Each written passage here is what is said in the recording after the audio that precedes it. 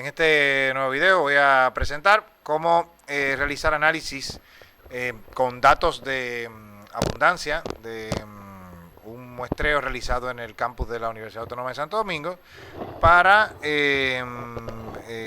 análisis dísticos, muestreo en terreno estadísticamente, o sea, datos de incidencia, de analíticos en función de un conjunto de variables que mostraré a continuación en un formulario diseñado al efecto para la materia biogeografía de la Escuela de Ciencias Geográficas de la Universidad Autónoma de Santo Domingo, con implementación de de formularios, matrices que mostraré a continuación, con el interés de que el alumnado practicara colecta de datos de campo y a su vez análisis de los mismos.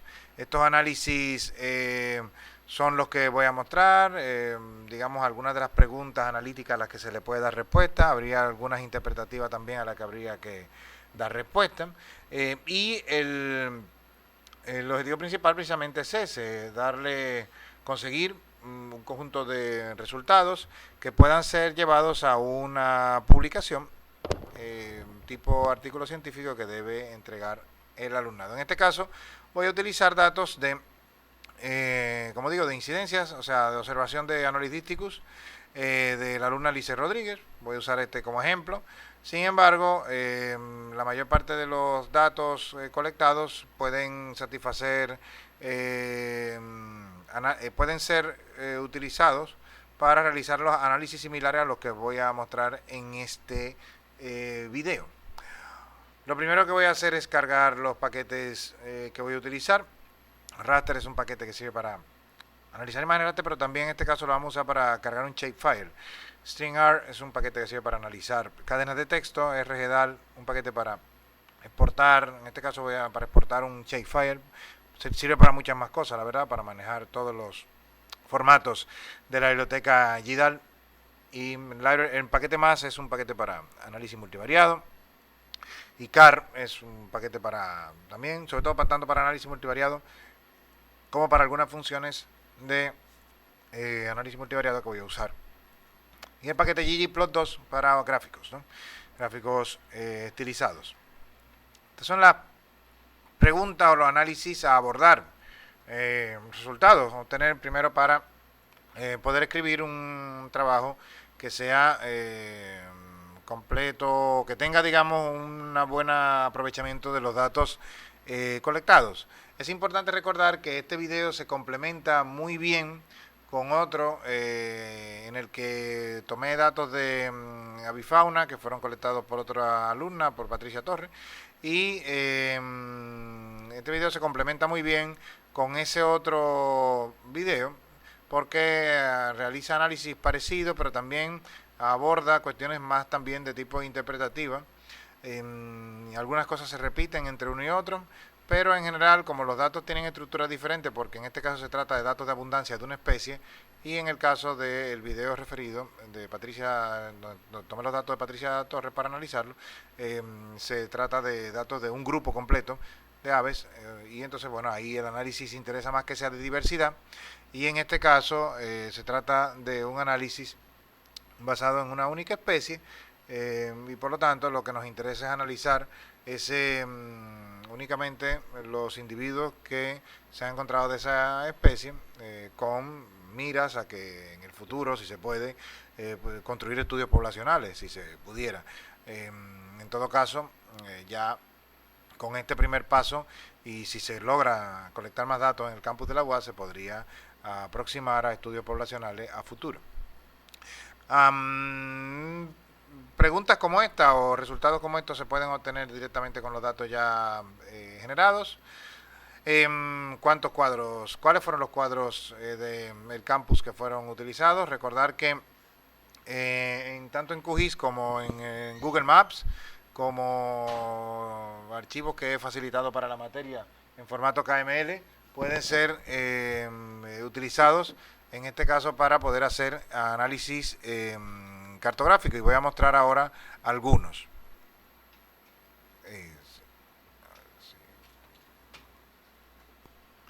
Recordando que utilizando QGIS también puede ser visualizado el diseño muestral. Está en el archivo comprimido, esto que voy a mostrar ahora está en el archivo comprimido que se descarga desde la web. Lo expliqué también en el video sobre análisis de diversidad de aves.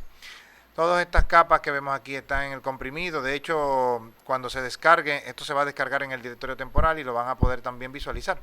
Yo lo estoy cargando ahora mismo en local, pero desde mi directorio de trabajo, pero también cada quien lo va a poder tener.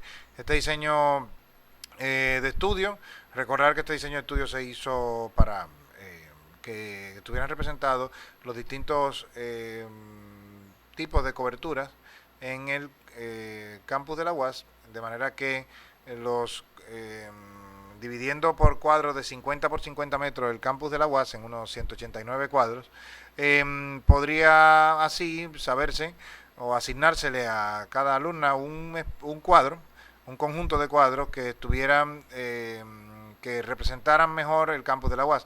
Los verdes oscuros son aquellos en donde el dosel arbóreo predomina. Los verdes claros son aquellos donde hay mucho herbazal o suelo. Los grises claros son áreas con calles, accesos y demás, aceras. Y los oscuros son edificaciones erguidas. O sea, el predominio en cuadros en donde predomina la edificación erguida. Por lo tanto, interesa que pudiera visitarse cada uno de estos cuadros para poder obtener la mayor varianza posible. Entonces, con esta información que fue generada a partir de una digitalización de la imagen que vemos de fondo, hecha por mí para poder tener más datos de cada cuadro, se tiene entonces para cada cuadro cuál es el porcentaje de cobertura de cada uno de esos 4 tipos de cobertura que he comentado anteriormente. O sea, dosel arbóreo, suelo o herbazales, edificaciones erguidas y construido para accesos, carreteras, calles, aceras y demás. Y así poder tener una mejor representación del campus de la UAS, y cuando se fuera a colectar datos de los grupos de fauna que se colectaran, fueran datos que fueran representativos del campus completo en función de sus coberturas, ¿no? Y así se consiguió que se tuviera una mayor varianza y así a la vez más representativo el muestreo. Voy a cerrarlo porque lo voy a abrir más tarde cuando lo pueda cargar desde el comprimido, pero la lista de cuadros, a lo que se refiere esta pregunta o este análisis, se refiere a eso precisamente, cuáles fueron los cuadros visitados y el número de cuadros que visitó, en este caso, la alumna Alicia Rodríguez. La abundancia total y por cuadro, o sea, cuántos individuos por cada uno de los cuadros y en el conjunto de la muestra. Cuál es la distribución y si esa distribución además también muestra algún patrón de los individuos, como la abundancia se reparte en el territorio, bueno, en este caso en el campus de la UAS, y en la muestra de la alumna, si hay correlación entre los entre la abundancia por cuadro, o sea, el número de individuos por cuadro, y los porcentajes de tipo de cobertura por cada uno de los cuadros. O sea, si existe alguna correlación entre algún tipo de cobertura o entre los tipos de coberturas que he comentado anteriormente, si existe algún tipo de correlación. ¿Cuáles fueron los días también? Esta pregunta se le puede dar respuesta. ¿Cuáles fueron los días de mayor y menor abundancia? Lo interesante sería saber por qué hay días de mayor o menor abundancia. Eso es una de las preguntas interpretativas a las que habría que dar respuesta. También responder a la pregunta de si la abundancia depende del tiempo que se dura en el cuadro. Esto es razonable que así sea. Es esperable incluso que mientras más tiempo se dure en el cuadro muestreándolo, pues más individuos se pueda colectar. O sea, cuánta información más se va a poder determinar en función del tiempo que se dure allí. ¿Cuáles fueron también los intervalos? Esta pregunta también se puede responder. De 30 minutos, ¿cuáles fueron los intervalos que mayor o menor abundancia tuvieron? También preguntas como esta: si la abundancia depende de la hora de inicio o la hora de término del muestreo, si la abundancia depende de si llovió el día anterior, si también depende de la humedad relativa, de la temperatura, datos también factoriales, o sea, información ambiental que fue colectada por la estudiante y que en general está en la mayor parte de los muestreos que hicieron las demás también alumnas. ¿Cuáles fueron las posiciones con mayor y menor abundancia? También, por ejemplo, según exposición en sol-sombra, dónde hay mayor o menor abundancia, y en qué familia, género, especies de árboles se reportó mayor abundancia o menor, cuáles fueron los que tuvieron el mayor reporte. Bien, entonces voy a comenzar a ejecutar el script con una fijación de un directorio temporal. Ese directorio temporal se va a colocar en temp. Vemos que hay aquí uno creado ya. No sé si va a ser este mismo que está ya creado. Sí, va a ser este mismo. Y va a ser el que termina en O0G2. Es este directorio temporal que está aquí. Va a ser un directorio en la carpeta temp. Está ejecutándose en Linux este script, por lo tanto en Windows podría ser de forma diferente, pero en todo caso lo que estoy haciendo, los datos que voy a descargar y todo va a ser guardado en ese directorio. Podría fijarse un directorio de trabajo diferente, no tiene necesariamente que ser uno temporal. Yo prefiero uno temporal porque ya yo tengo los datos almacenados en otro lugar. Ahora voy a crear un archivo temporal, un nombre que va a asignar también el propio R, y ese archivo temporal va a ser el que va a acoger el comprimido BioLiset que está alojado en esta ruta. Esta ruta puede ser visitada en el blog y va a ser asignada al nombre temporal que asigne, que R le ponga. Entonces, bueno, se va a descargar. Este es el nombre temporal que R le asignó, y al descargarse el archivo va a quedar en el directorio de trabajo temporal. Ahora le voy a dar descomprimir con un zip el comprimido, lo voy a descomprimir, y ahora el contenido del archivo va a salir. Vemos que se descarga, se descomprime una matriz de individuos, que es esta, una matriz ambiental, y una carpeta llamada cuadrícula WAS, que es una carpeta que contiene los archivos vectoriales y el raster de la parte del sistema de información geográfica, que son estos archivos que vemos aquí dentro, ¿no?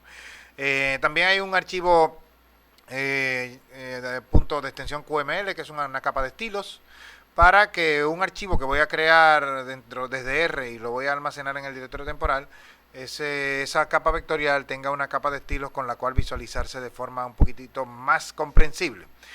El comprimido lo voy a desvincular y por lo tanto va a ser borrado. Aquí se borró ya. Voy a leer la matriz de individuos. Recordar que como tengo ahora mismo fijado el directorio de trabajo, no tengo que poner ruta y solamente tengo que poner el nombre de archivo. Es un archivo de valores separados por coma, por lo tanto uso la función de read CSV. Es muy importante recordar que este archivo tiene que estar configurado de forma que pueda ser legible por la función read CSV. Lo voy a abrir, por ejemplo, con la aplicación GNumeric, y aquí lo vemos. Está configurado de manera que puede ser leído por R como tal. Lo que simplemente hice fue el archivo que facilitó la alumna en formato OpenOffice, en formato LibreOffice, lo pasé a CSV, la pestaña correspondiente a los datos de individuo.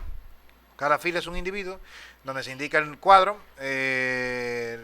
Ella usó una columna también de muestreo, del número de muestreo que utilizó, si muestreo 1 o muestreo 2, o sea, que para momentos diferentes, un identificador correlativo incremental, hora a la que lo colectó el dato, la posición en la que observó el individuo, la especie arbórea en la que estaba, si estaba en una especie arbórea, el sexo del individuo, la edad, y el sol sombra soso significa si estuvo observado en sol o sombra.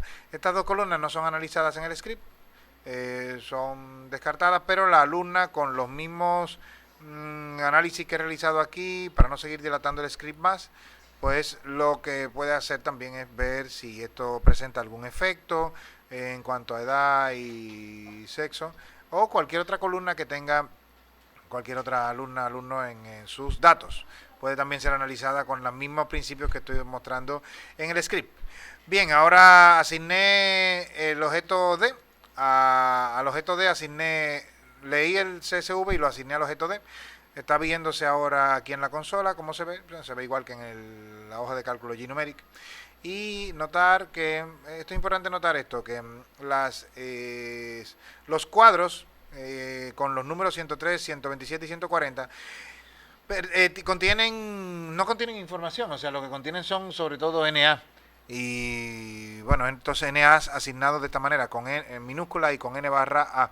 Entonces, bueno, esto lo que nos está diciendo es que o sea, lo que entiendo es que la alumna en esos lugares estuvo, visitó, pero no pudo encontrar individuos. Entonces, bueno, estos lugares son de cero.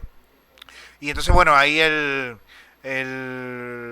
esas filas, lo deseable es eliminarlas, no conservarlas, porque si se conservan, al final el número de individuos va a ser falso, porque cuando se cuenten filas, y como cada fila se supone que es un individuo, pues va a ser falso. Entonces lo mejor es eliminarlas. Ya en la matriz ambiental están los 20 asignados a la alumna, por lo tanto, filas que no tengan individuos es deseable no incluirla. Por eso ahora el objeto D solamente va a tener, en lugar de, antes tenía 147 observaciones, ahora tiene 144. Y en la columna Q, esas 3 valores no van a estar. Lo podemos ver aquí. Cuando ahora muestre yo el objeto Q, es un objeto factorial, solamente hay 14 cuadros. Y esos 14 cuadros son los únicos que tienen observaciones. Los otros 3 que quité sumaban 17 en total, que eran los que habían en origen, pero ya ahora va a haber solamente 14 cuadros con información. Bien, ahora voy a cargar la matriz ambiental. Es el archivo CSV que mostré en la carpeta. Voy a convertir a columna factorial la columna Q de ese objeto. Si miramos el objeto factorial, es un objeto que tiene 15 variables y 20 observaciones. A la alumna se le asignaron 20 cuadros. Cada fila, en este caso, es un cuadro. Entonces, bueno, se le asignaron 20. Ella pudo visitar 17, hubo 3 que no. Y se supone que esos cuadros, esos 20 cuadros, se tiene información factorial de ellos, en donde la alumna la colocó. Cada fila es un cuadro que ella visitó, en donde, por ejemplo, llovió ayer, sí o no, llovió hoy, es bien, fecha, hora de inicio, hora de término, temperatura, humedad relativa, quién fue la persona que lo colectó, los datos, alguna referencia sobre el lugar que quede cerca o algo, y las coordenadas de inicio y de fin para X y para Y en grados y grados decimales. Bien, entonces ya tenemos como ahora, si ahora asigno esa columna factorial, ahora los cuadros tienen 20 niveles, en lugar de los 14 que hay en la matriz de individuos, porque aquí están todos los cuadros con independencia de si hubo o no individuos. Entonces, bueno, cada fila aquí es un cuadro, por lo tanto tienen que estar los 20 asignados al alumno. Este es el encabezado, o sea, digo, las primeras 6 filas con su nombre de columna del objeto de matriz ambiental. Y ahora voy a también cargar, como información asociada, voy a cargar también el archivo espacial. Es un archivo que, como se ve, tiene este nombre largo, de C50M PSTGRP. Este archivo contiene los cuadros delimitados también con un script de R. Fueron delimitados los cuadros 50 por 50, pero también, además, no solamente contiene esa información, sino también contiene los porcentajes de cobertura de cada uno de los 4 coberturas que mencioné anteriormente. Y también tiene una columna llamada así mismo RP, que es una columna que le asigna a cada cuadro un número o una categoría a la cual pertenece en función del porcentaje de cobertura que predomina en él. Voy a cargar ese archivo shapefile. Bueno, parece que los paquetes inicialmente los cargué, no sé si hay alguno que tuvo algún error, pero el paquete raster es el que debió haber funcionado. No sé si parece que los paquetes no los cargué. Bueno, inicialmente los voy a cargar por si acaso eso no ha ocurrido. Bien, ahora la función shapefile puede funcionar porque pertenece al paquete raster, y esto es lo que obtengo como objeto shapefile. En lugar de ser importado como un shapefile, se importa como un objeto espacial de R, un objeto SP. Y ese objeto espacial de R es un Spatial Polygons Data Frame. Es un objeto poligonal que tiene una tabla de atributos, tiene 189 observaciones, es decir, 189 cuadros. Aquí muestra la información de extensión, las coordenadas, el sistema de referencia de coordenadas, las variables disponibles, que son estas, las 6 que vemos aquí. Layer es una variable que se puede traducir como Q, o sea, número de cuadros.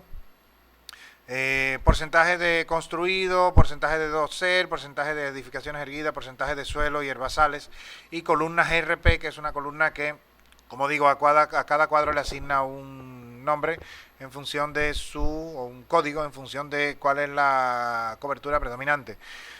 Voy precisamente a cambiar la columna layer, le voy a cambiar el nombre con esta sentencia, la de la fila 55, le voy a cambiar el nombre y le voy a poner a la columna layer, le voy a poner el nombre Q. Ahora, si despliego el objeto espacial, la columna layer ahora se va a ver que se llama Q. Bien. Ahora, el slot de datos de este objeto de.em.cop.sp, el slot de datos es solamente la tabla de atributos. Lo voy a asignar a un objeto llamado d.em.cop. Sería como una matriz de información de cobertura, por eso tiene la extensión cop. Cada quien puede poner el nombre que quiera, yo uso esa nomenclatura, ¿no? Entonces, bueno, aquí está la matriz de cobertura para cada uno de los cuadros. Entonces, esta matriz consiste en lo siguiente. El cuadro, no mirar el número de fila, mirar la columna Q. El cuadro 1 tiene un 82% de áreas construidas con accesos y demás, calles, aceras, un 12% de dosel, un 5.3 de áreas edificadas y 0% de suelo. Y así por el estilo, cada uno de ellos. Entonces, este cuadro pertenece al grupo 1. El grupo 1 es el grupo de cuadros en donde predominan las áreas con accesos, con calles, aceras y demás. Ahora, bueno, no hace falta ejecutar el encabezado, porque ya ejecuté ahí la tabla completa.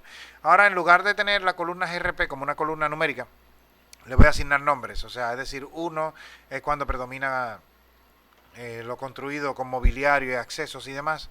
2 son edificaciones erguidas, 3 va a ser suelo o herbáceas o herbazales, y 4 va a ser cuadros en donde predomina el dosel. De manera que ahora el objeto cop, como vemos, va a ser un objeto que va a tener, en lugar de unos números 1, 2, 3, 4, va a tener el nombre del número. O sea, va a tener el número y el nombre asignado. Esta información se la voy a unir a la matriz ambiental. Recordar que la matriz ambiental es de.env. La función merge lo que hace es unir dos matrices. Se van a unir a través de un campo común, que en este caso es el campo Q.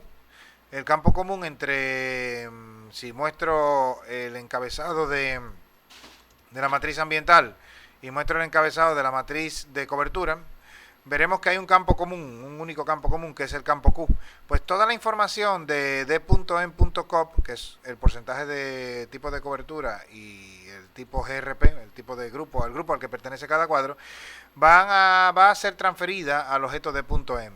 Entonces el objeto de.em va a contar ahora con esa información, solamente en aquellos lugares donde son coincidentes, porque de.em nada más tiene 20 cuadros y de.em.cop tiene los 189 de todo el campus de la UAS. Esto es para que sea aplicable a cualquier análisis de cualquier alumna.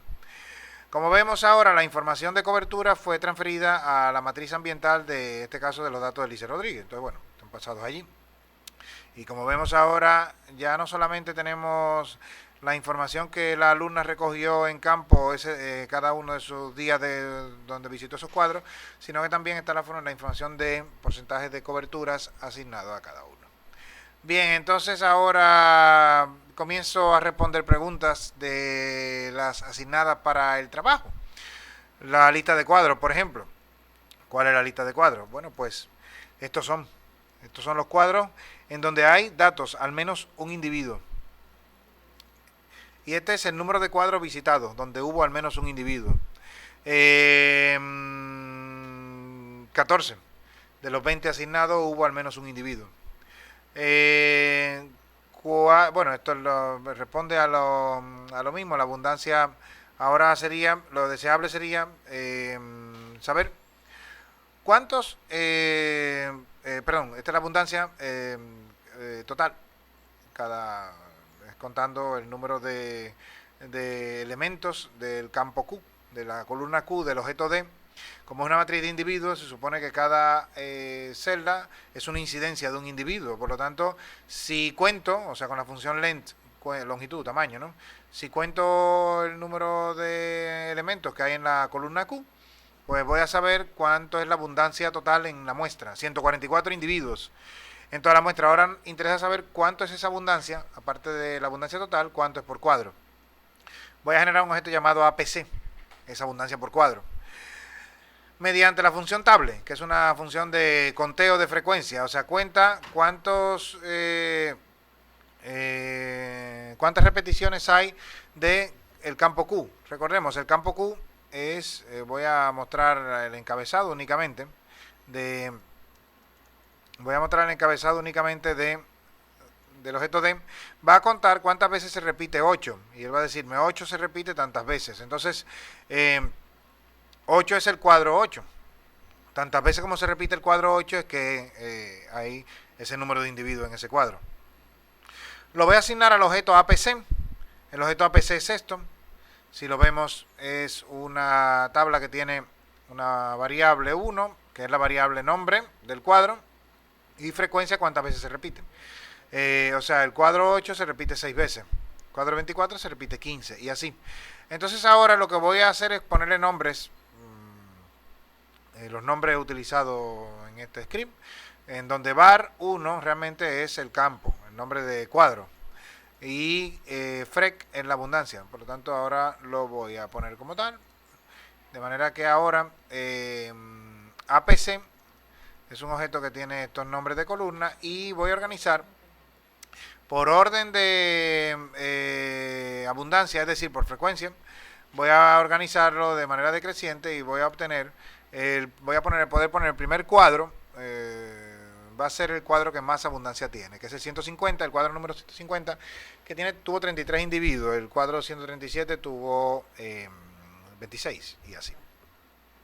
Ahora voy a unir la información de abundancia por cuadro, se la voy a unir a la matriz ambiental, y ahora va a haber una columna de abundancia.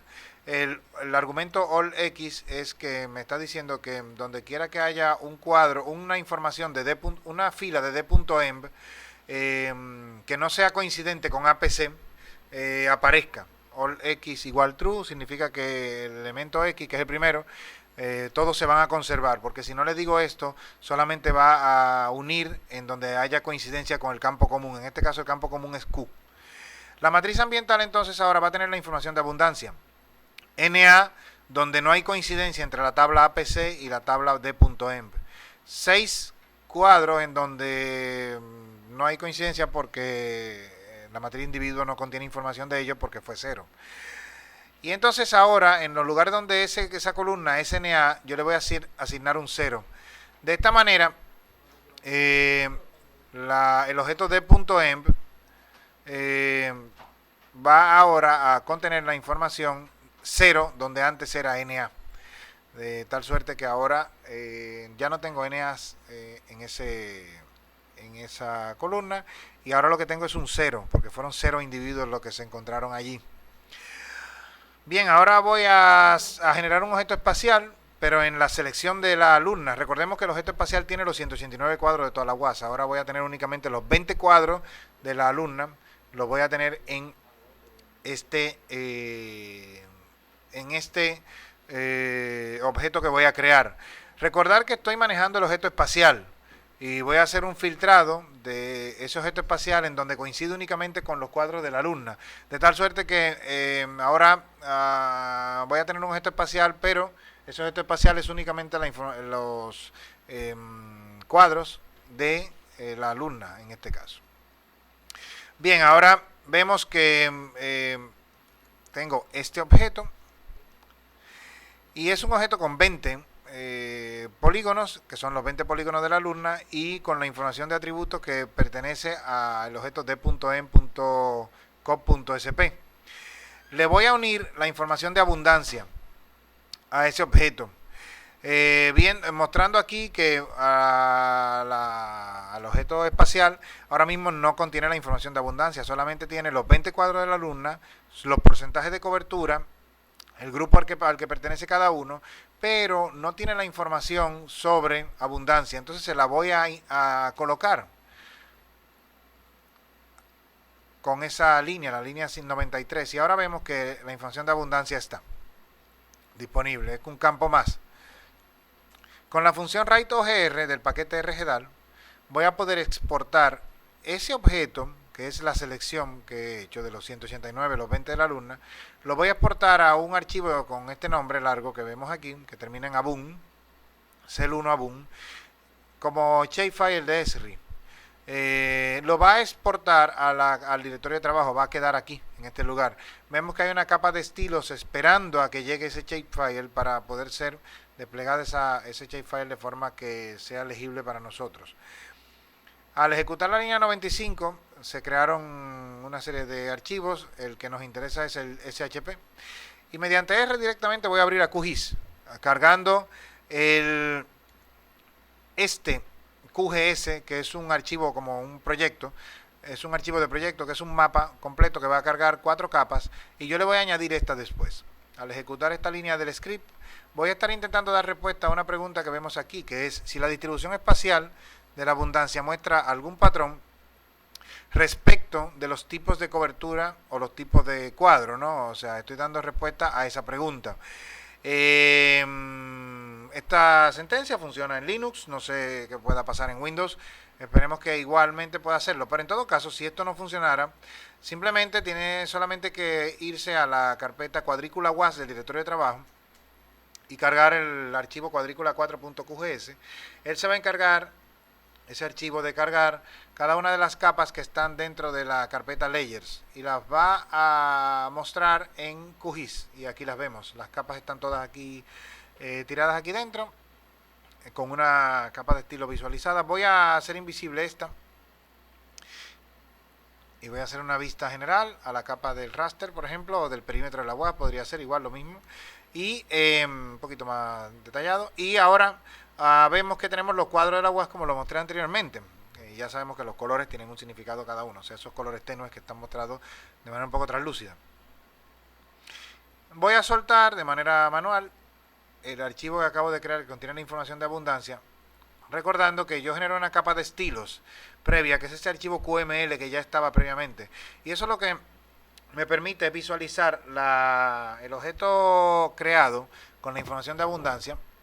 Me permite visualizarlo de manera que cada cuadro de los trabajados por la alumna, el dato de abundancia está mostrado como un rótulo, y además los rótulos con letra grande son aquellos en donde los cuadros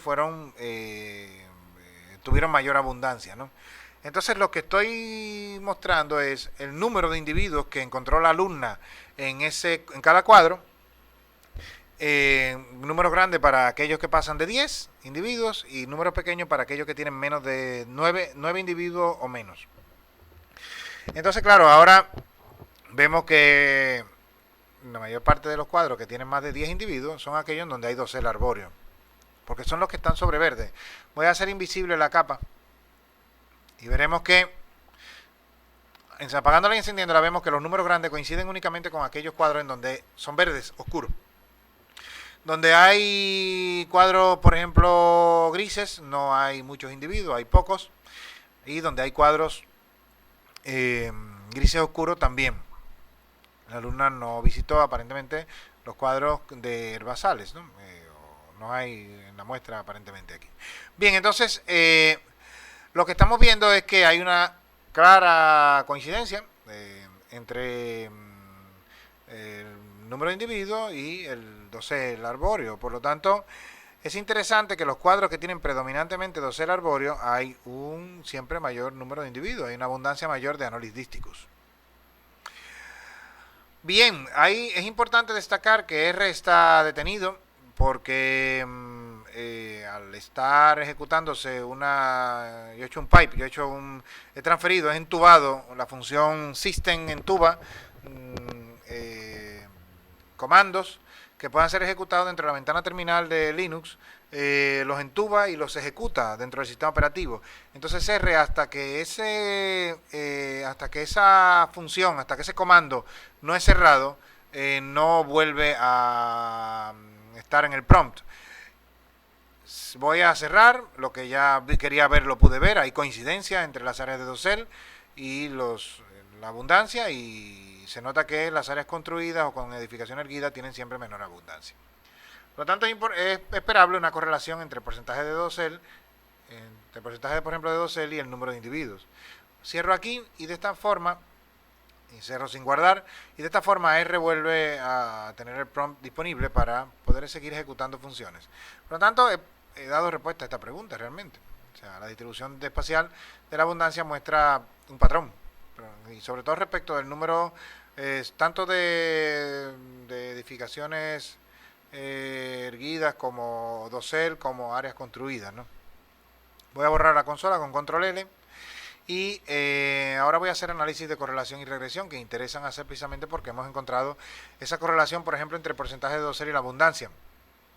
Si genero un gráfico de dispersión, en este gráfico de dispersión donde está en el eje horizontal el porcentaje de dosel y en el eje vertical está la abundancia, podemos ver que en la medida que aumenta el porcentaje de dosel, aumenta la abundancia también.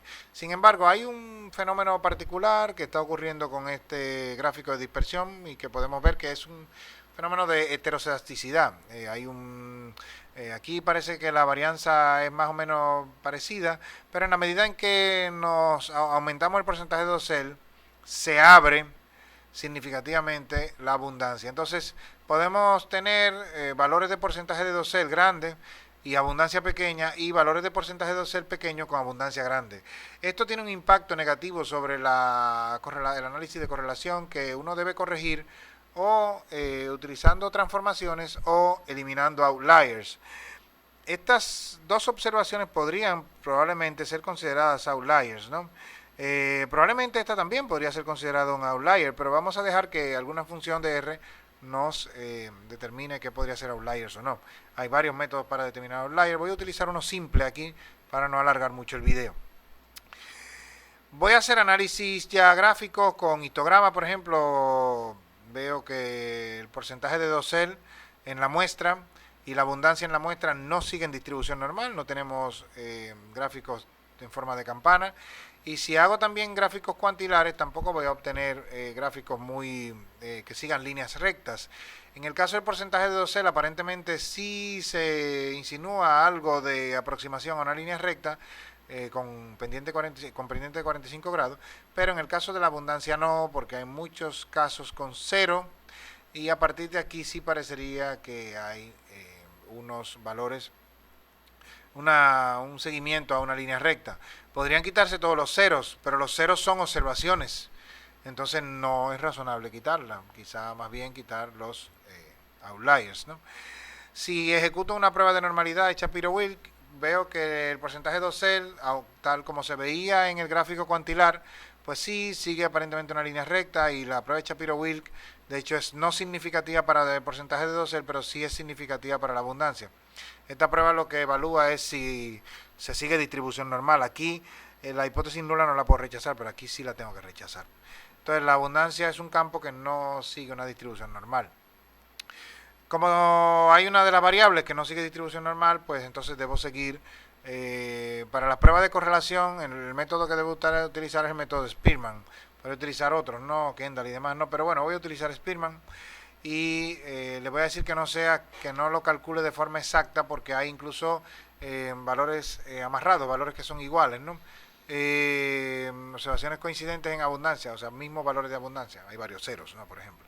Entonces voy ahora a ejecutar una prueba de producto momento de correlación de Pearson. Esta prueba me va a dar tanto el valor de ρ, que es un índice de determinación de Spearman en este caso, que es el ρ, y una prueba que evalúa si la correlación es 0, o sea, si el ρ poblacional es 0. Y en este caso, como el valor de P es tan pequeño, lo que obtengo es un rechazo de la hipótesis nula, por lo tanto no es 0.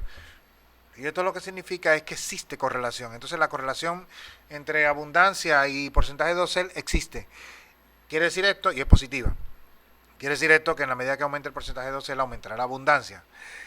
Ahora podríamos ejecutar algunas regresiones, a ver si obtenemos algún modelo que pueda explicar la abundancia a partir del porcentaje de dosel. Esto es esperable que ocurra con esas dos variables porque ya vimos que existe correlación significativa entre ellas, ¿no? Vemos que el intercepto, por ejemplo, resulta en el análisis de correlación, interesa saber cuál es el valor resultante, el valor de P resultante, la probabilidad de que ese coeficiente estimado de la fórmula del modelo generado, de que ese coeficiente sea un coeficiente cero. Esa es la hipótesis nula que se prueba con la prueba TD-Student. Y en este caso lo que estamos viendo es que para ese coeficiente sí tenemos un valor de P mayor que 0.05 como nivel de significancia que vamos a utilizar en este caso, ¿no? Y no podemos rechazar la hipótesis nula de que ese coeficiente es cero. Por lo tanto, el intercepto, o sea, de que ese intercepto es cero realmente, debe estar muy cercano a cero, por lo tanto es un coeficiente que no, es un valor de la ecuación que no interesaría realmente conservar, ¿no?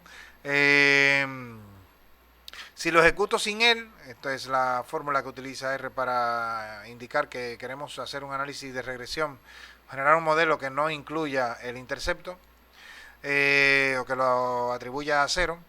Vemos que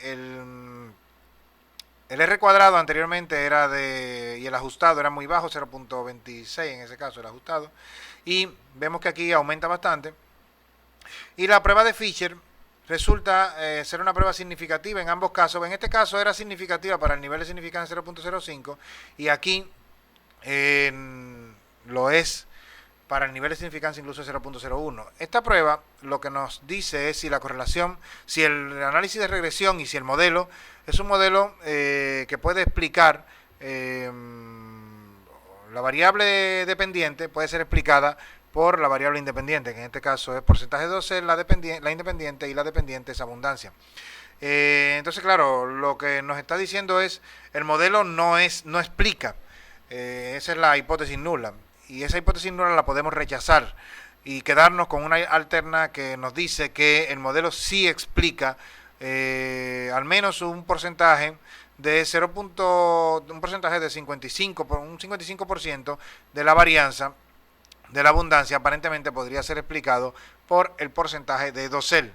Para aumentar el grado, el porcentaje de varianza de abundancia explicada, podríamos incluir más variables también y hacer un análisis multivariado. Aquí estoy haciendo un análisis únicamente univariado. Y el modelo realmente lo voy a generar y voy a mostrar aquí el resumen de forma directa, y también los coeficientes. En este caso solamente un coeficiente, que es el de porcentaje de dosel, o sea, el valor al que hay que, la pendiente, que es este valor de aquí, al que hay que multiplicar cada uno de los porcentajes de doseles para obtener un valor de abundancia. Sin embargo, si excluyo, bueno, voy a mostrar ahora esto en forma gráfica. Esas líneas de la 116 a la 119 muestran de forma gráfica el gráfico de dispersión, pero también muestran la recta de regresión obtenida, en donde solamente no estamos usando intercepto, o sea, el intercepto vale 0, es decir, donde el porcentaje de dosel es 0, la abundancia es 0, y estoy únicamente utilizando el valor dependiente para multiplicarlo por el porcentaje de dosel. Explico un 55% de la varianza de la abundancia con esta ecuación, pero realmente es un porcentaje que podría aumentar si utilizara, por ejemplo, exclusión de outliers, y eso es lo que voy a hacer a continuación. Si, por ejemplo, hago un gráfico de box plot, un diagrama de caja, voy a ver que el diagrama de caja, por las reglas que tiene, me identifica dos outliers, que son dos observaciones de 26 y 33 individuos encontrados en la muestra. Lo voy a identificar como tal utilizando la función precisamente boxplot y el argumento, o sea, la parte convertido en vector atómico, en este caso la parte del objeto lista generado, que es un campo llamado out. Esos son los dos outliers, 26 y 33. Dos observaciones organizadas de manera ascendente. Las observaciones de abundancia en la matriz ambiental son esas dos observaciones, las dos últimas. Esas dos son consideradas outliers. Voy a generar una matriz ambiental nueva en donde no hay outliers, sin outliers, por eso el SO al final.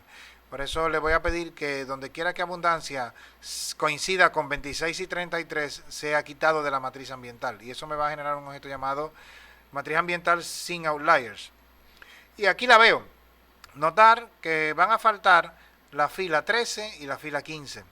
Esas filas eran las que contenían los muestreos, o sea, los cuadros, perdón. Esta es la matriz original. La fila 13 tenía 26 de abundancia y la fila 15 tenía 33. Esas dos filas son eliminadas, entonces, bueno, son quitadas de un nuevo objeto. En ese nuevo objeto, el dev.env.so. Si hago ahora, si ejecuto una prueba de normalidad, bueno, todavía sigue siendo significativa para la abundancia, aunque menos. Para un nivel de significancia, por ejemplo, 0.01, hay normalidad en abundancia, pero al estar en el límite, vamos a considerar que la abundancia tampoco tiene normalidad. Y voy a ejecutar una prueba de correlación producto momento de Spearman. Voy a ver que el RO aumentó un poco, antes era 0.81, ahora es 0.83. Y ahora también voy a ejecutar el modelo. Un modelo de abundancia, pero sin outliers. Ese modelo es el que acabo de ejecutar ahí. Y vemos que este modelo explica aparentemente un 71% de la varianza. Si lo comparamos con el original, el MAT, teníamos que antes solamente explicábamos un 55%. Ahora podemos explicar un 71% de la varianza. Tenemos que el coeficiente para el porcentaje de dosel es significativo también. Y la prueba de Fisher también es significativa. Por lo tanto, rechazamos la hipótesis nula de que no explica, el porcentaje de dosel no explica la abundancia. Entonces la rechazamos y nos quedamos con la alterna de que sí, el porcentaje de dosel aparentemente explica al menos un 70% de la abundancia en la muestra. Voy a quedarme con los coeficientes para poder incluirlos en el gráfico. Ese coeficiente ahora no es 0.21, sino que es una pendiente menor de 0.15. Y el gráfico ahora lo puedo generar con esta línea de la 135 a la 138. El gráfico ahora es de esta manera. Los outliers ya no están los valores de 26 y 33. Y ahora tengo una recta que explica un 71% de la varianza y que tiene esta ecuación. La abundancia es igual a 0.15 por el porcentaje de dosel. Bien, ahora puedo, con este análisis ya puedo intuir que podría haber relación también, o sea, podría yo probar a ver si hay en el gráfico de dispersión, por ejemplo, con el porcentaje de suelo. Parece que no la hay, es un gráfico que está muy disperso, no la hay, la abundancia y el porcentaje de suelo no parecen estar relacionados, pero también puedo probarlo, hacer pruebas de correlación producto-momento en este caso de Spearman, para todas las variables que no he visto hasta ahora, porcentaje de suelo, porcentaje de edificación y porcentaje de áreas construidas. Vemos que la prueba de Spearman es no significativa para porcentaje de suelo, es significativa para un nivel de significancia 0.05 en el caso de los porcentajes de edificación erguida, pero es bastante significativa para el porcentaje de áreas construidas. Por lo tanto, es probable que el porcentaje de áreas construidas explique de forma negativa la abundancia, lo que significa lo siguiente, que a mayor porcentaje de áreas construidas con accesos, aceras, mobiliario y demás, esto probablemente explique negativamente la abundancia. Mientras mayor sea el porcentaje de áreas construidas, menor va a ser la abundancia, lo cual es coherente con los resultados anteriores. Mientras mayor dosel, mayor abundancia, pero en el caso de las áreas construidas, mientras mayor área construida, menor abundancia de Anolis disticus. Igual, pues lo mismo, pero ejecutándolo para el objeto d.env.so, o sea, sin outliers. Vemos que incluso la prueba de Spearman es más significativa. El RO aumentó de forma considerable también y bueno, sigue siendo no significativo para porcentaje de suelo y para porcentaje de edificado sigue siendo significativa para un nivel de significancia 0.05, pero no lo es para 0.01. Por lo tanto, porcentaje de áreas edificadas, de edificación erguida, parece que no es muy relevante, sino más bien aparentemente es más relevante el porcentaje de áreas con calles y aceras. Ejecutando un modelo ya en el que incluya a todos los porcentajes que hemos visto que tienen algo de significancia en cuanto a su correlación, que es porcentaje de dosel, edificaciones y construido, y usando una estrategia de paso a paso en ambas direcciones, puedo obtener un modelo que mediante el criterio de la Kike Information Criterion se pueda excluir o variables y tomar un mejor modelo en función de cuál es el menor valor de la Kike Information Criterion, puedo generar un modelo que sea mejor. Y lo que vemos es que y estoy utilizando en este caso solamente la matriz ambiental en donde no hay outliers.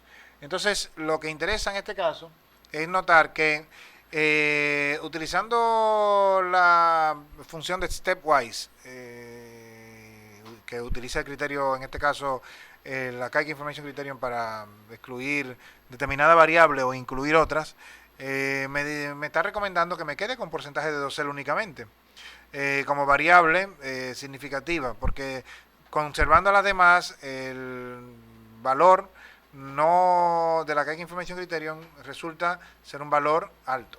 Entonces, es deseable que solamente aparentemente me quede solamente con el porcentaje de dosel, que es lo que evalué anteriormente.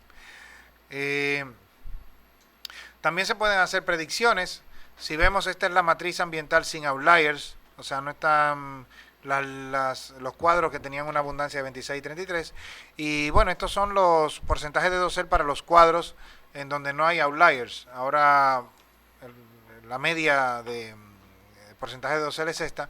Y ahora voy a generar una tabla de predicción. Es una tabla de predicción que se genera con esta línea, la línea 149, en donde va a haber una abundancia, que es la abundancia original, y el porcentaje de dosel. Es una tabla que va a tener los valores originales, pero también va a tener un valor de predicción, que es la abundancia predicha, utilizando la función predict, utilizando el modelo sin outliers y, como digo, usando únicamente el porcentaje de dosel para predecir la abundancia. La predicción obtenida es esta. Para un porcentaje de dosel de 0, tengo abundancia 0 observada y 0 abundancia predicha. Para un porcentaje de dosel de 4.48, la abundancia observada fue de 0, pero el modelo arroja un 1, redondeando a cifras, a valores enteros. Para un porcentaje de dosel de 8.76, la abundancia observada fue de 0, pero la abundancia predicha es de 1. Y así, para un porcentaje de dosel de 90.6 o 91, por ejemplo, la abundancia observada fue de 8, e incluso se reduce respecto de un porcentaje de dosel menor anterior, pero la abundancia predicha es de 13. Por lo tanto, esto es lo que me arroja mi modelo como abundancias predichas. Ya sabemos que tenemos un error, y ese error además lo podemos observar en el modelo, que es este error de aquí, un error estándar de 3 más menos 4 individuos en cada caso, ¿no? Bien, eso es un error estándar, ¿no? Y ese es un modelo que podría explicar, como digo, siempre puedo explicar un 70% de la varianza.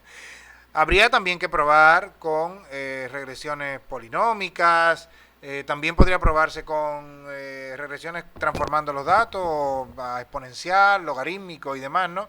Pero esto complicaría mucho más el script, el vídeo y demás, pero en todo caso, sabemos al menos que de forma lineal, una regresión meramente lineal, estamos explicando algo de la abundancia a partir del porcentaje de dosel. También podríamos hacer análisis multivariado. Al final del script introduzco un modelo multivariado que podría explicar un porcentaje de varianza mayor de la abundancia en función de más variables, pero estas variables están asociadas también incluso a los muestreos. Entonces, bueno, no serviría mucho tampoco para otros análisis, ¿no? Vamos a hacer ahora un análisis, voy a incluir ahora un análisis por fecha, en donde también se analice también fecha y hora, ¿no? Una vez predicho, bueno, pues ahora interesa hacer análisis por fecha y hora. Bien, entonces el análisis por fecha y hora va a incluir respuesta, o sea, responderá preguntas de tipo cuáles son los días de mayor o menor abundancia, los horarios, o sea, los intervalos de mayor o menor. Y así, pero este análisis requiere previamente una organización de los campos de fecha. Campos de fecha, por ejemplo, que tiene la matriz ambiental en este caso, no la de individuo. Se refiere a la fecha en la que fue visitado cada cuadro. La información de fecha no está en este caso en la matriz de individuo. Podría estar, nada más solamente hay que anexársela, ¿no? Uniendo una tabla con otra, pero en todo caso Me interesa en este momento ver cómo procesar esa fecha y detectar errores que pueda haber. Por ejemplo, aquí hay errores. En este caso, la luna se sabe que los muestreos fueron realizados en el segundo semestre de 2016. Hay algunos datos de información supuestamente colectada el 11 de abril o el 11 de mayo, y no es así, es realmente que el 4 de noviembre y el 5 de noviembre. Lo que pasa es que habría que invertir una por otra. Entonces, bueno, lo primero que habría que hacer es convertir este campo a carácter, porque es un campo factorial en este momento. Ahí está convertido en un campo de caracteres, cadenas de texto. Y con la función gsub se puede sustituir el error, o sea, 1104 es un error, por una aproximación correcta, que es 0411. Lo mismo con 1105 y lo mismo pasaba con 1012. Se sabe que no se llegó a diciembre, sino que más bien esa fecha corresponde a 12 de octubre, realmente, no 10 de diciembre. Entonces, bueno, esas fechas que están mal, que son esas tres, las corregirá la función gsub con estas tres líneas que voy a ejecutar de forma conjunta, y aquí ya vemos que no hay ninguna fecha mal puesta. El campo es un campo de carácter. Voy a mostrar los valores de forma única, no todas las repeticiones que hay. Si no, bueno, pues ahí vemos que ya no hay nada de abril, nada de diciembre, todo entre octubre y noviembre. Bien, ahora sería interesante saber si hay un cruce entre si llovió el día anterior y la fecha en la matriz ambiental. En la matriz ambiental se supone que un día en el que se sabe que llovió el día anterior debe ser consistente en toda la matriz, y eso nos lo está diciendo esta tabla de contingencia que construí anteriormente. Antes de mostrar la tabla de contingencia, voy a mostrar los campos de la matriz ambiental. Voy a mostrar únicamente los campos de llovió el día anterior y el campo fecha. Si muestro estos campos,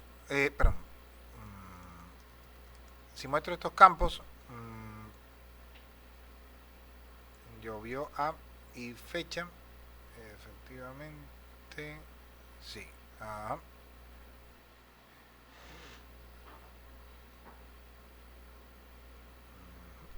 Voy a ponerlos anterior, bueno, no lo tengo, sí, porque llovió a existe como campo. Voy a mirar. Ahora tengo llovió a y el campo fecha. Los tengo los dos como tales ahí dentro. Eso es. No es llovió a. No llovía a. Es llovió a. Bien, entonces, por ejemplo, si un campo como por ejemplo llovió a, llovió el día anterior, se refiere al día 14, esta redundancia, lo que habría que tener es una tabla de fechas, pero para evitar esta redundancia, pero para no seguir teniendo más tablas, bueno, se ha simplificado y se ha tenido únicamente una matriz ambiental, pero debe ser consistente. Si el 14 de octubre se dice que el día anterior llovió en el registro 1, pues cuando aparezca el día 14, otra vez, por ejemplo, el 14 de octubre, debe aparecer como un sí. Por lo tanto, voy a buscar el día 14 otra vez, pero aparece con un no. Aquí aparece con un sí. Y así, ¿no? Entonces, cada uno de estos cuadros que fueron visitados el día 14 tienen deberían mostrar de forma consistente que el día 14 sí llovió el día anterior. Lo hace para el cuadro que está en la fila 1. Para el cuadro que está en la fila 11, para el cuadro que está en la fila 12 también lo hace, dice que sí. Para el cuadro que está en la fila 14 también, pero para el cuadro que está en la fila 13 no lo es. De manera que eso es una inconsistencia, hay que arreglarla. Entonces, para arreglarlo, primero tenemos que identificar el problema. Con esta tabla de contingencia se puede ver también claramente. El día 14, el día 4, todos los días aparece, o sea, en todos los casos, estoy haciendo una tabla de contingencia entre llovió el día anterior y fecha. Entonces, como el error hay que corregirlo, lo podemos ver antes aquí en la tabla de contingencia, o como lo mostré anteriormente en esa tabla con dos columnas. Aquí lo vemos también el error. Nos fijamos, el día 4, sí, llovió el día anterior. En todos los casos es así. En todos los casos, el día 5, llovió el anterior, sí. El día 12, llovió el día anterior. En todos los casos es sí, 0 no. Mientras que el día 14... hay 3 veces en lo que aparece un sí en el campo llovió el día anterior, pero en el campo llovió el día anterior aparece un no en uno de los casos. Y esto es un error. Entonces esto hay que volverlo de forma consistente. Para el día en donde llovió A, sea no, y sea de fecha 14 de octubre, hay que poner un sí. Esto va a corregir el error y ahora la tabla de contingencia va a mostrar el resultado tal cual tiene que ser, consistente. El día 4 cada vez que aparece es sí llovió y el día 18 no llovió.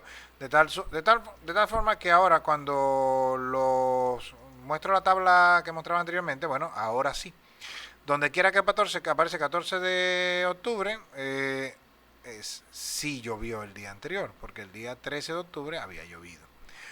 Bueno, eso es un error que había que corregir, está resuelto ya. Para poder hacer análisis también con el campo llovió el día anterior y el campo fecha. Pero también estamos recordando que, recuerdo que estamos corrigiendo el campo, estamos convirtiendo el campo fecha en un campo que pueda ser legible como campo de fecha para R. Voy a unir ahora a la matriz de individuos, le voy a unir la matriz ambiental. De tal manera que cuando ahora tenga la matriz ambiental con los campos Q y fecha, esta parte de la matriz ambiental solamente la voy a unir a D. Y esto va a pasarle a D, a través del campo Q, le va a pasar la información de fecha. Recordemos que la matriz D es una matriz de individuos. No tiene un campo de fecha, solamente tiene un campo de hora. ¿Por qué? Porque la fecha, de hora de observación del individuo. Porque la fecha se supone que está en la matriz ambiental. Entonces lo que estoy haciendo precisamente es rescatando de la matriz ambiental, estoy rescatando el campo fecha.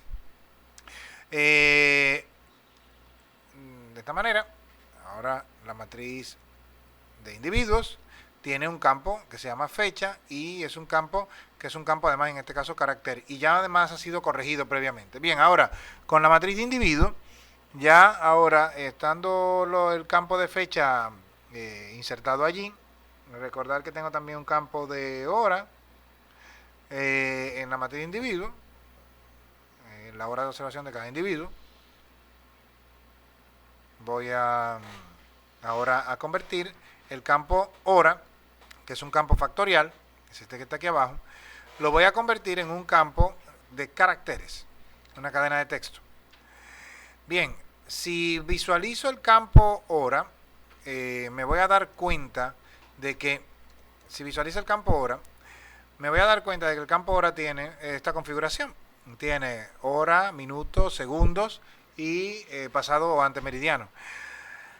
Pero también hay en el campo hora, también si hubiera situaciones con NA, serían corregidas. Esto aparentemente no ocurre, pero si hubiera alguna situación con NA, habría que corregirla. No la hay, por lo tanto, bueno, no voy a comentar en la línea porque no necesita ser ejecutada. Y si la hubiera, de esta manera se le asigna un valor nulo y el campo hora entonces quedaría con un valor nulo en ese caso. Como no lo hay, pues entonces tengo la matriz de individuo tal cual está. Bien, ahora lo que me interesa es unir la fecha y el campo hora mediante la función paste. Y ahora tengo un campo en donde está la fecha, el día y la hora. Voy a generar ahora un campo que sea de hora y de día, o sea que tenga la hora y el día en forma de 24 horas, por eso tiene este formato que está aquí. Ese campo, que es un campo ahora mismo cadena de texto, lo voy a convertir ahora mediante la función strip time. Voy a strip from time, voy a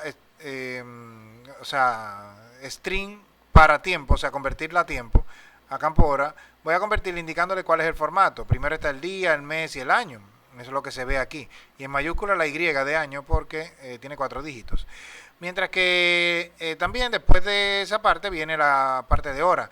Y la hora está puesta en formato de antemeridiano y pasado meridiano. Entonces por eso se usa una I aquí, en lugar de usar una H y una P aquí, para indicar que tiene la indicación del meridiano. Ahora el campo fecha, punto MM2, es un campo que ya puede ser tratado por R como un campo de fecha. Ahora aparece aquí un AST. no a todos nos va a aparecer, a todas las personas no le va a aparecer un AST porque aparece a mí, porque yo tengo la hora del Atlántico definida como la hora de mi computadora, pero a las personas que tengan definida otro uso horario les va a aparecer el uso horario ahí en ese lugar. Yo lo tengo así, sale así, pero no es necesario que a todas las personas les pase igual. Lo que sí es que este campo ahora mismo, si nos fijamos, el campo fecha MM era un campo de cadena de texto, mientras que el campo fecha MM2 es un campo de los denominados POSIX-LT, que es un campo de día-hora.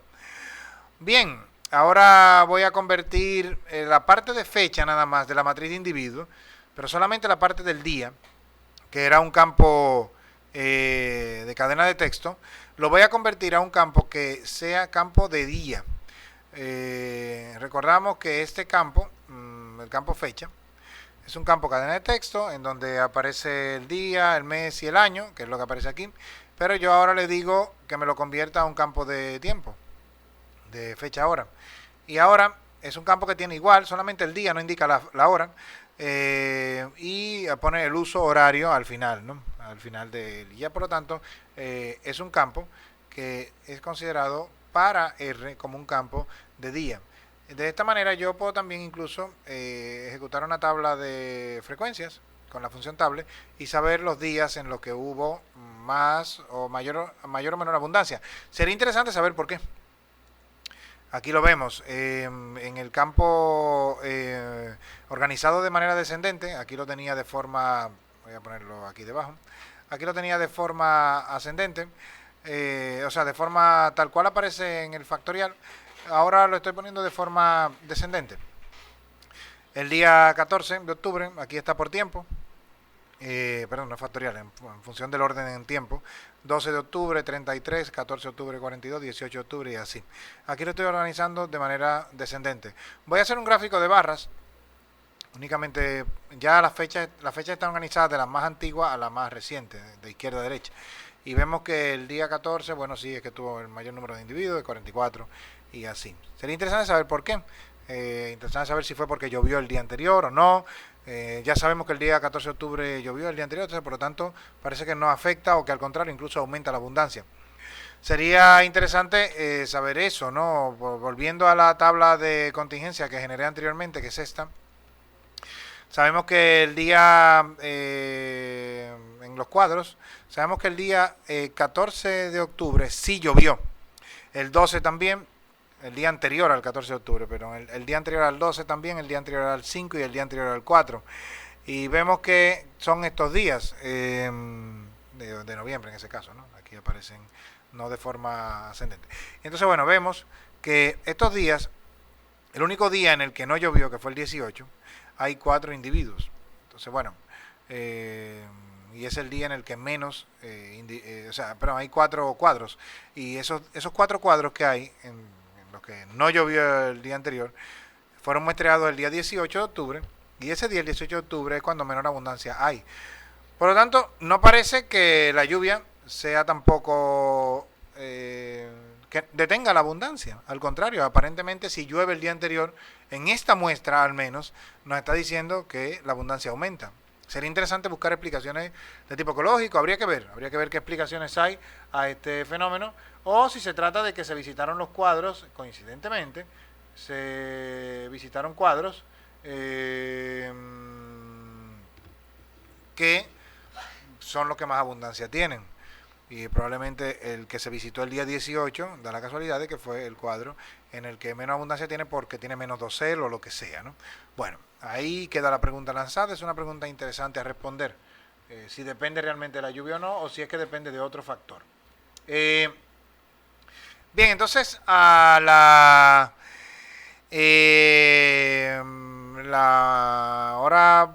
sería interesante usarla para saber qué rango de tiempo se duró en el cuadro, haciendo el inventario, haciendo el conteo de individuos y tomando datos.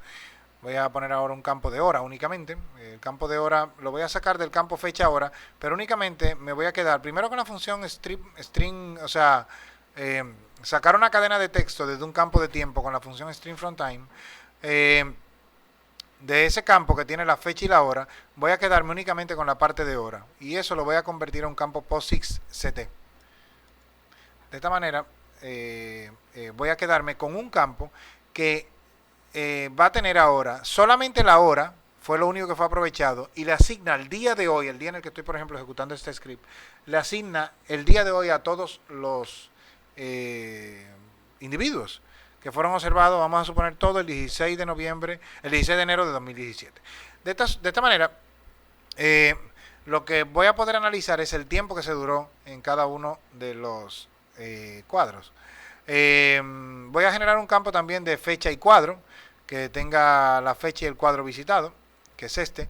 Y con estas líneas de código, la 192 a la 197, voy a generar una tabla que va a contener las horas mínimas y las horas máximas y el rango que se duró en cada uno. Y todas estas líneas me van a permitir saber a mí el tiempo que se duró en cada cuadro.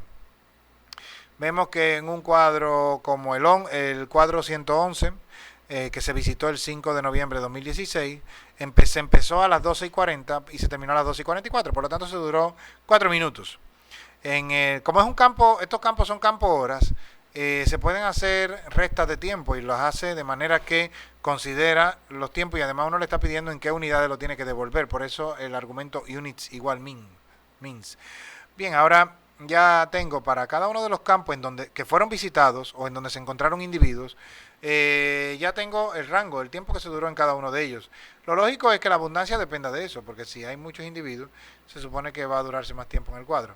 Ahora voy a extraer del campo Q, esto es los nombres de fila, lo voy a pasar a un campo llamado Q y fecha. Y luego voy a quedarme con el campo Q para esta tabla que generé, la tabla HMIN, HMAX. Y ahora, esa información de la tabla HMIN, HMAX, que vemos aquí, es una información que ya tiene campo Q y fecha, que ya lo había sacado de Row Names, y del campo Q y fecha saqué el cuadro. Bien, pues ahora a través del cuadro puedo pasar esta información, se la puedo pasar a la matriz ambiental y poner esa información allá para poder hacer análisis separados con ella. Donde tengo valores NA es porque no hubo, no fueron lugares, fue lugares en donde no se encontró ningún individuo y bueno, no hay datos de cuando se fue la alumna. No vio individuos y no tomó tiempo de inicio o tiempo de fin y por eso no está la información colectada ahí. Bien, ahora interesaría saber si la abundancia depende del tiempo que se dura en el cuadro. Con una prueba de producto momento, en este caso utilizando el coeficiente de Spearman, vemos que la prueba es significativa, por lo tanto hay correlación y tenemos un índice de correlación RO, un índice Spearman de 0.67. Esto lo que nos dice es que tenemos un valor de correlación alto en función de la abundancia, depende del tiempo que se dure en minutos en el cuadro. Eso es lógico y esperábamos que esto fuera así. Sacando, por ejemplo, los outliers también de las abundancias con 26 y 33, podemos ver que también se observa una línea recta. Aparentemente el tiempo que se dura en el cuadro tiene que depender, la abundancia tiene que depender de ese tiempo que se dure allí. También podemos ver, entonces por lo tanto respondemos a esta pregunta. También podemos agrupar por intervalos temporales de 30 minutos, por ejemplo, rangos de media hora para saber cuáles son los rangos, los intervalos de 30 minutos que mayor abundancia tienen, la que menor. Tengo primero que convertir el campo hora en un campo numérico y luego ejecutar de la línea 209 a la 214. Está explicado en el otro video también sobre diversidad de aves, pero aquí lo que estoy haciendo es básicamente convirtiendo a campo numérico la hora y minuto, y esto lo que me va a dar una cantidad de segundos, un número de segundos que han transcurrido desde el año 1900, del 1 de enero de 1970, y de esa manera voy a poder agrupar en intervalos de 30 minutos cada uno de los horarios en los que fueron observados individuos. Si nos fijamos, aquí vemos de manera, originalmente, las horas eran estas eran las horas. Voy a mostrarlo cómo eran las horas originalmente. Son estas, o sea, las horas brutas, 12:41, 12:40, 12:42, 12:44, aquí lo estamos viendo, ¿no? Y vemos que, por ejemplo, en la primera fila, hasta la observación número 8, vemos que los rangos van en ese horario. Bien, si vemos ahora el objeto de hora, vemos que lo agrupa al intervalo más cercano de 12:30 a 1:30. Aquí cuando pone 12:30 es realmente 12:30 a 1, perdón. 12:30 a 1, 12:30 a 1. Entonces, en la primera observación que fue hecha a las 12:40 va a ser redondeada a las 12, al intervalo 12:30 a 1. 12:41 también va a pasar a 12:30 a 1. Y así. La observación hecha a las 11:48 va a pasar la observación número 8, que es 1, 2, 3, 4, 5, 6, 7. La 6, perdón. Esta es la observación número 6. 1, 2, 3, 4, 5 y 6. La observación que cayó a las 12, a las 11:48 va a ser agrupada hacia las 12. Entonces, esos intervalos de 30 minutos son los que vamos ahora a poder graficar en el primero una tabla de frecuencia. El intervalo 9:30 a 10 tuvo 4 observaciones, de 10 a 10:30 tuvo 24 observaciones, y a continuación puedo hacer un gráfico también con la función ggplot que me va a mostrar los horarios en función de la abundancia encontrada. Donde pone 9:30 es de 9:30 a 10, encontraron este número. De donde pone 10 es de 10 a 10:30, este es el umbral inferior. Por lo tanto, el rango en el que más observaciones hubo fueron los dos o los tres que más observaciones hubo, fueron de 12 a 12:30, de 12:30 a 1 y de 10 a 10:30. Por alguna razón hay algún descenso en la parte, en el centro de la mañana, me habría que explicar por qué, y ese aumento relativo que hay en el mediodía. Sería interesante saber por qué. Sabemos ya cuáles son los intervalos en los que más observaciones hay. Bueno, también interesaría obtener matrices, o sea, la información de a qué hora empezó el muestreo y a qué hora terminó. Esa información la ha puesto la luna en la matriz ambiental, pero yo la estoy sacando directamente de los datos de los datos que ella tiene, pero lo estoy redondeando a horas.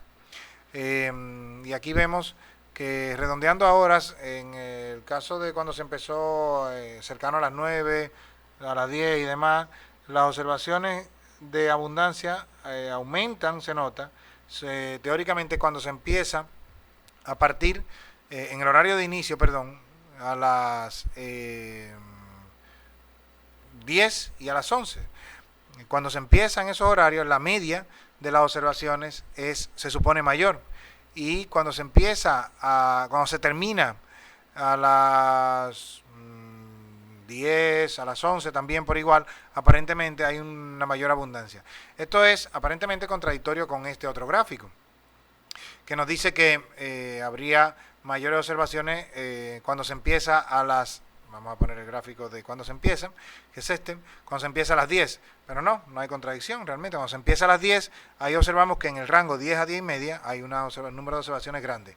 Lo curioso es que cuando se empieza también a las 11 u 11:30, está redondeado aquí en este gráfico, también hay muchas observaciones, y son los individuos que han salido en este gráfico como mayoritarios en ese intervalo de 30 minutos posterior. Empezar a las 12, pues son los individuos que fueron colectados en el rango de 12:30 en adelante, y así por eso las abundancias son menores. Bien, ahora continuaría, bueno, va a hacer análisis también incluso de correlación. Sí, a ver si la hora de inicio tiene alguna correlación. Aparentemente no tiene correlación con la abundancia, las pruebas no son significativas y los índices de correlación son bajísimos, 0.02 en este caso, y en este caso un poquito más alto, pero la prueba es no significativa. Por lo tanto, tenemos que la hora de inicio no parece estar correlacionada con la abundancia. Bien, también podemos responder a la pregunta de si la abundancia depende de si llovió el día anterior. Vamos a hacer una prueba, primero un cálculo de media. La media cuando sí llovió el día anterior es mayor que cuando no llovió, lo que comentaba anteriormente en el gráfico de la tabla de contingencia. En el box plot se va a ver que hay una diferencia en cuanto a si llovió es mayor, la abundancia en general, pero haciendo una prueba T-Student nos dice que la diferencia no es significativa. Hay diferencias, sí, de media a 3 individuos, entre el día que llovió hay más y el día que no llovió hay menos, pero la diferencia es no significativa. Lo deseable sería aumentar la muestra para tener más días en los que no llovió el día anterior. Continuando evaluando algunos efectos con respecto a algunas variables. Bueno, la humedad relativa también, que fue tomada también por la alumna. Se puede también evaluar su efecto, o sea, alguna diferencia, si hay alguna variabilidad de la humedad que vaya acorde con la humedad relativa.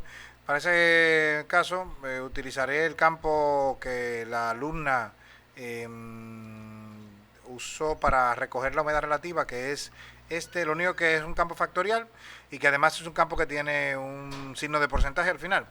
Entonces le voy a, con la herramienta Word del paquete StringR, voy a extraer únicamente la parte que corresponde a el elemento numérico, y ese elemento numérico, en lugar de que sea carácter, lo voy a convertir a número también. De esta manera ahora tengo este campo ya que no es factorial y que además tampoco tiene un símbolo de porcentaje al final. Luego, con ese campo puedo hacer algún test de correlación de Spearman en este caso igual, y veo que, bueno, primero la prueba es no significativa y segundo también el valor de correlación es muy bajo. En este caso no es de Spearman, en este caso es de Pearson. Aunque lo haga por el método de Spearman, igual va a resultar no significativa. Por lo tanto, bueno, le voy a pedir que no la calcule exacta. Por lo tanto, tengo una prueba también de que la abundancia no depende de la humedad relativa. Y en el gráfico, por igual, también se observa que hay una dispersión muy fuerte, no se observan tendencias a elipses ni a líneas rectas, o sea que, bueno, en principio está, digamos, claro que la abundancia no depende de la humedad relativa. La temperatura, bueno, por igual, la temperatura y la humedad relativa están de hecho relacionadas. Entonces, bueno, también hay un campo dentro de la matriz ambiental, hay un campo de temperatura, que es este, en donde, bueno, hay un signo de grado y un grado Celsius. Ahí habría que extraer, bueno, con la misma función Word, extraer la primera parte donde la separación esté marcada por el signo de grado. Y entonces, bueno, aquí me va a generar un campo nuevo, que va a ser un campo numérico. Y este campo numérico va a estar en grados centígrados. Bueno, pues aquí puedo hacer también un gráfico.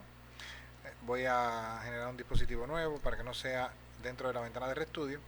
Y bueno, vemos que aunque hay, bueno, en aproximación hay valores en los que hay muchas repeticiones de valores, y igualmente puedo evaluar también, si me queda la duda, puedo evaluar también la correlación de Spearman, ¿no? Que sea además, que no sea exacta y demás. Y tengo un valor de ρ estimado de 0.23, 0.24 y una prueba no significativa. Por lo tanto, no parece que dependa tampoco de la temperatura. Igualmente, a ver si hay algún efecto respecto a la posición. Bueno, en la base de tronco es donde aparentemente hay más. Esto puesto de forma, organizado de forma descendente, se vería así. Base de tronco en primer lugar, en tronco ramas otra posición muy habitual, y luego las siguientes pues son posiciones minoritarias, y bueno, visto en un gráfico de barras estaría así. Lo que tengo es realmente un efecto aparentemente en donde están los árboles, sea en la base de tronco, que es donde más, o en tronco ramas, es donde más hay, ¿no? También igual lo mismo para sol sombra, o sea, bueno, igual lo mismo, la misma, voy a hacerlo también, mostrarlo de manera decreciente. Y bueno, sombra en mayoría, minoría en sol, y hay un factor para NA que no está considerado. Bien, en ese caso, igual, lo mismo, en sombra es mayoritario, por lo tanto hay un efecto en ese sentido. Igual también,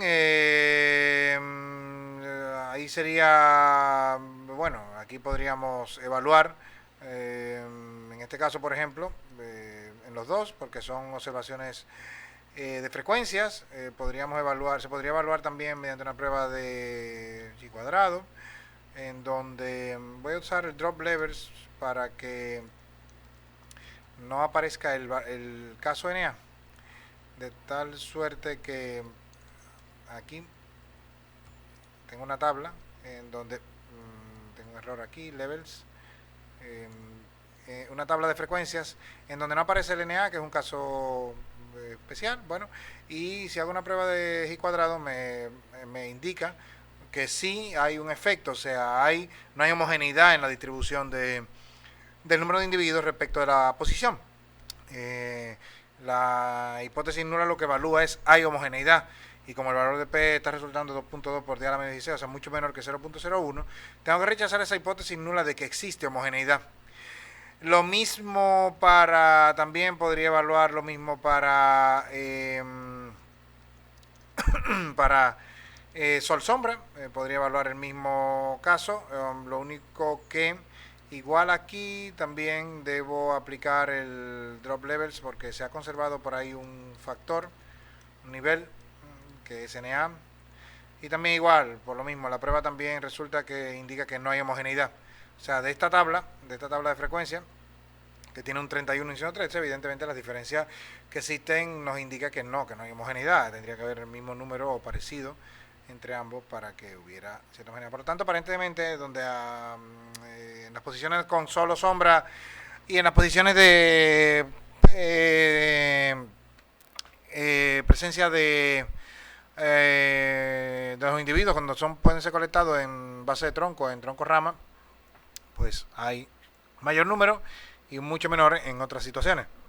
Esto en todo caso se correlaciona con realmente el porcentaje de dosel al final, porque si hay mucho dosel habrá estas posiciones y además el sol y la sombra van a ser frecuentes.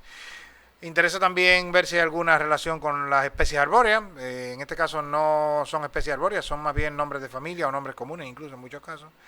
Voy a mostrar ese campo.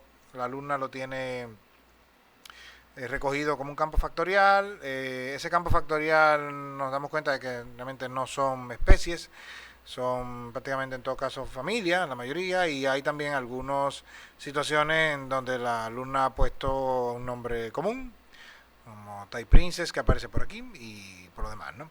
Bien, entonces, puesto el campo en forma factorial, se vería de esta manera. Si hubiera alguna situación en la que no, por ejemplo, sea NA, los casos en donde sea NA, que son estos, hay muchos casos en donde NA porque no aplica, o no available, no disponible, porque son individuos que no fueron observados en esos lugares, en ningún tipo de especie arbórea, pues se le asignará un valor nulo, o sea, un vacío.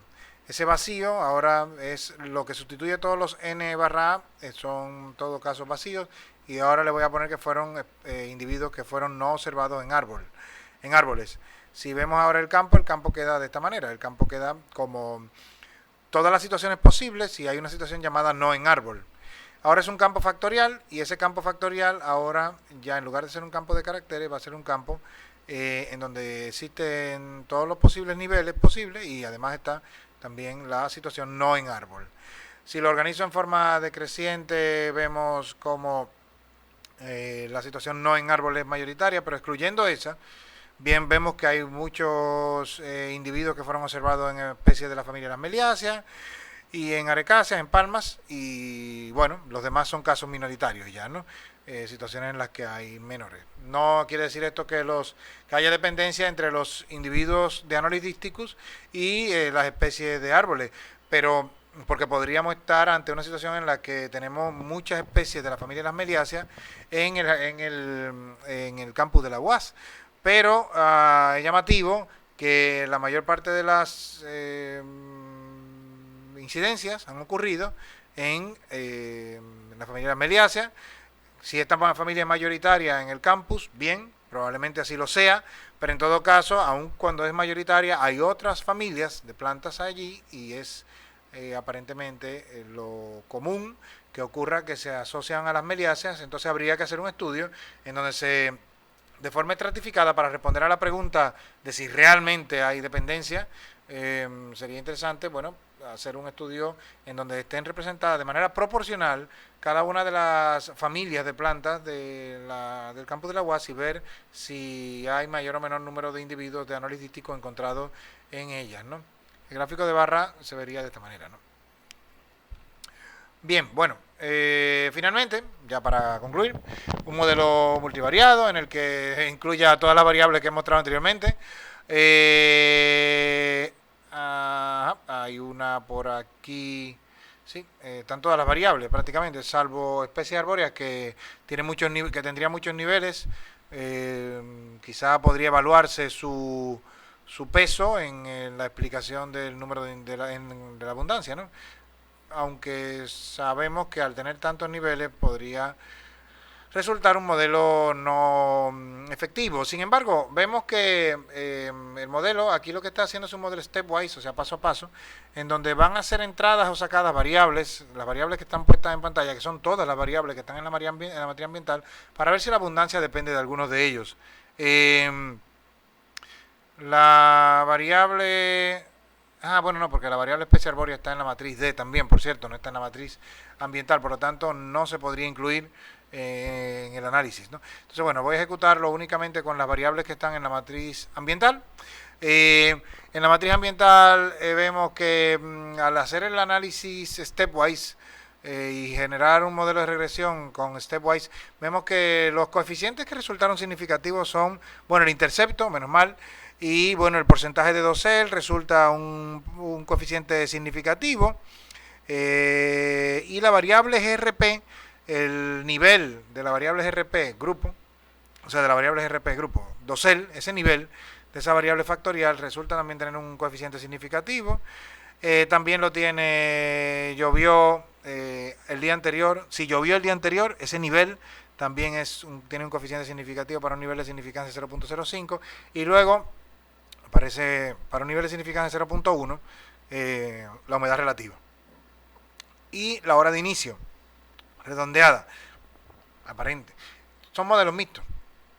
Este modelo sería un modelo mixto porque incluye también variables nominales, en donde las variables nominales en este caso están considerándose sus niveles de manera separada, y se supone que un modelo de estas características, que cuenta además con algunos coeficientes no significativos, como el del tiempo durado en el cuadro, la temperatura del cuadro medida en el cuadro, y el nivel edificación erguida de la variable grupo, aparentemente ese modelo, el modelo en este caso mixto, explicaría supuestamente un 95% de la varianza. Hay que huir de, bueno, un 85%, hay que huir de estos valores de varianza explicada porque son muy altos, estamos corriendo el riesgo probablemente de tener overfitting o sobreajuste, y además vemos que tenemos un valor de P para la prueba de Fisher significativo. Por lo tanto, quiere decir, la prueba de Fisher nos está diciendo sí, las variables explican la abundancia, y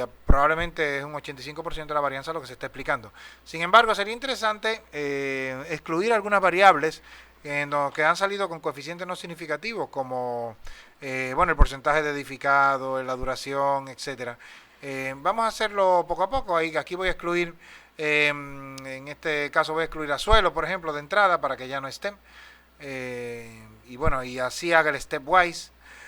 El stepwise, al excluir suelo, básicamente produce el mismo resultado, porcentaje de suelo, pero si ahora voy a excluir porcentaje de edificado, que vimos que tenía un coeficiente no significativo, y voy a evaluar a ver qué me aporta la regresión stepwise. Los coeficientes de duración en el cuadro y temperatura siguen resultando no significativos, y otros coeficientes ahora son significativos únicamente para un nivel de significancia de 0.1.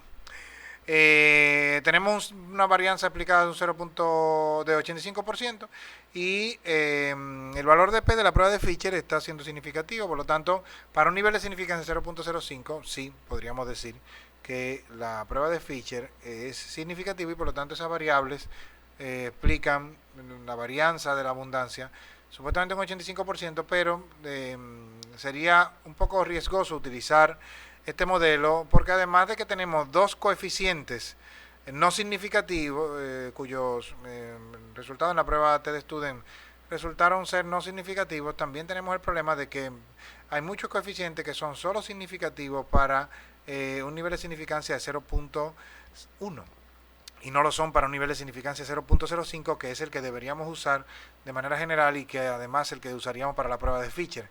¿Qué realmente nos está transmitiendo esto?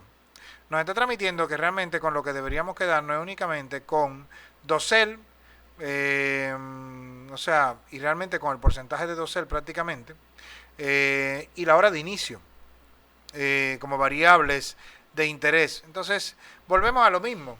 ¿A qué modelo estamos recurriendo? Que la abundancia está explicada por el porcentaje de dosel sobre todo.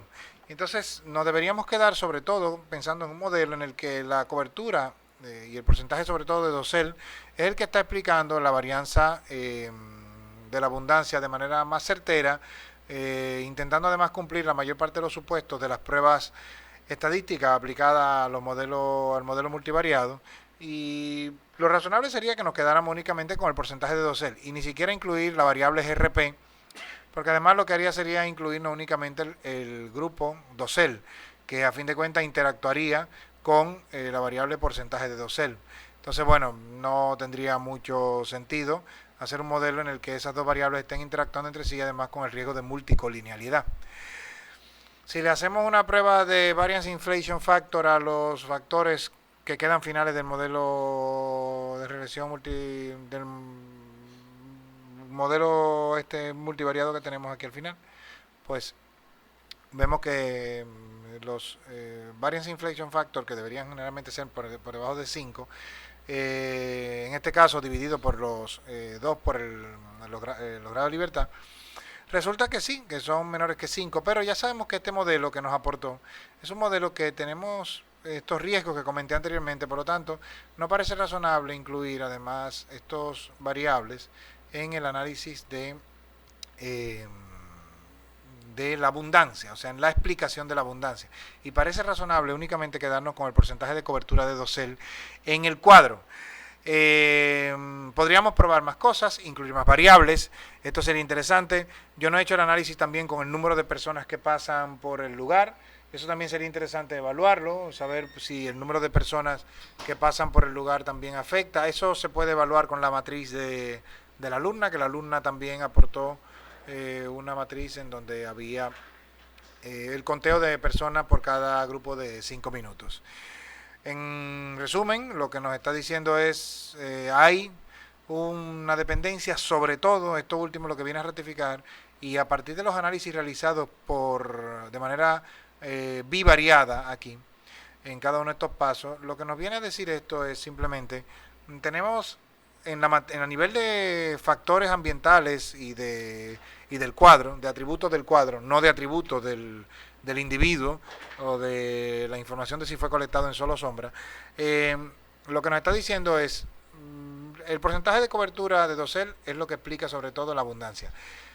Es interesante, en este caso sería interesante sobre todo probar también algoritmos, por ejemplo, de Machine Learning, o sea, por ejemplo, Random Forest o redes neuronales, probar algoritmos en donde todas las variables puedan entrar y a partir de modelos construidos, no solamente con las variables a nivel de la matriz ambiental, sino con variables a nivel de cada uno de los individuos e intentando agruparlas a nivel de la matriz ambiental o tirando esos valores, insertando esos valores dentro de la matriz ambiental como campos de resumen, como por ejemplo el promedio de lagartos en sol y promedio de lagartos en sombra o promedio de espacios con sol y sombra, etcétera.